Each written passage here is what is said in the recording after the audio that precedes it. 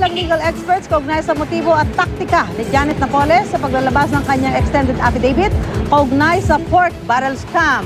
Ayon kay Professor Rowena Daroy Morales ng UP College of Law, posibleng ginagamit ito ni Napoles para makakuha ng awa mula sa publiko. Hindi na kasi niya ito magagamit na motion for reconsideration sa ombudsman dahil paso na ito. Ngunit maaari magamit pa naman daw ng investigating bodies ang affidavit ni Napoles para magkaroon ng bagong investigasyon.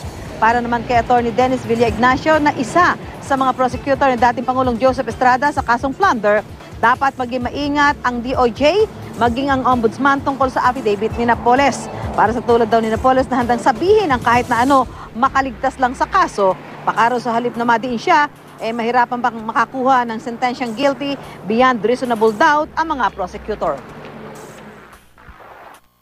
Ito yung tinatawag namin sa mga trial lawyers na strategy, na smoke and mirrors strategy.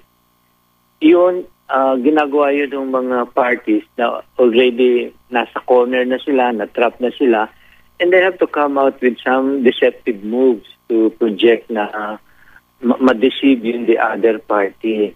Like coming out, ito kay Ms. Napoles. O ito, willing ako sabihin na ito, mga ganyan.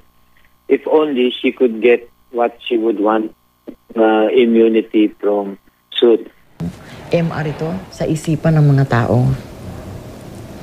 MR ito sa tinatawag nating public opinion. Parang have mercy na. Maybe not justice, mercy na. Yun ang hinihingi niya. I cannot have it under the law. May I have it under the justice system? Or justice itself, I cannot have it, have mercy na lang. Yun ang hinihingi niya.